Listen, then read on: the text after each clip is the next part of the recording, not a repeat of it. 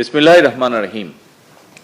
নজরুল বর্ষ উপলক্ষে আয়োজিত আজকের এই অনুষ্ঠানের উপস্থিত বিশিষ্ট নজরুল গবেষকবৃন্দ, শিল্পীবৃন্দ, মন্ত্রিপরিষদের সদস্য এবং উপদেষ্টাবৃন্দ, জাতীয় সংসদের সদস্যবৃন্দ, সারা দেশের জেলা এবং উপজেলায় এই মুহূর্তে অনলাইনে যারা আমার সঙ্গে সম্পৃক্ত রয়েছেন, সংযুক্ত রয়েছেন এবং উপস্থিত সকল উপস্থিতিবৃন্দ, আসসালামু আলাইকুম।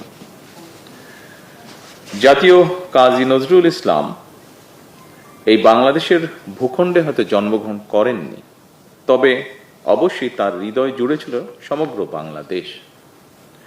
বাংলাদেশও তাকে হৃদয় দিয়ে ভালোবেসেছে। কিশোরবেলায় 1914 সালে তিনি প্রথমবারের মতন ময়মনসিংহ ত্রিশালে এসেছিলেন। কবি সেই স্মৃতি বিজড়িত ত্রিশালকে নজরুল সিটি ঘোষণার সম্ভাব্যতা খতিয়ে দেখার জন্য এরই ভিতরে নির্দেশনা দেওয়া হয়েছে সংশ্লিষ্ট কর্তৃপক্ষকে।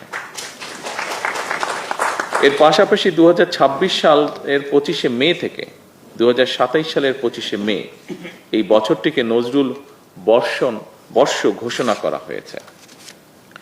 বিদ্রোহী কবি, প্রেমের কবি, বিরহের কবি, তারুণ্যের কবি, বাংলাদেশের ঐতিহ্যের কবি কাজী নজরুল ইসলাম আমাদের জাতীয় সাহিত্য সংস্কৃতির ইতিহাসের এক অবিস্মরণীয় নাম।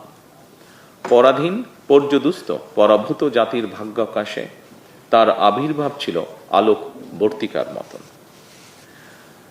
মাতৃভূমিকে ভালোবাসার ক্ষেত্রেও তিনি আমাদের অন্যতম প্রধান দিশারি।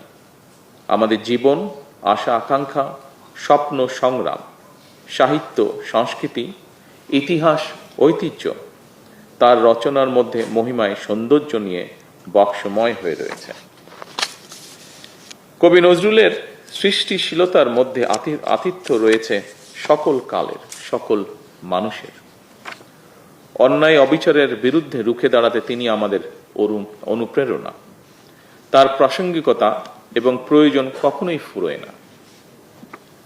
আমাদের মহান মুক্তিযুদ্ধে তার কবিতা ও গান ছিল অনুপ্রেরণার প্রবল উৎস।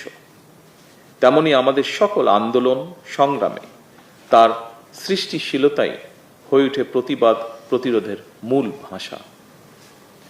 তিনি আমাদের জাতীয় জীবনের অনিবার্য অংশ, শুধু অতীত নয়, আজকের প্রজন্মের জন্য, এমনকি আমাদের ভবিষ্যৎ প্রজন্মের জন্য নজরুল আমাদের জীবনে প্রাসঙ্গিক।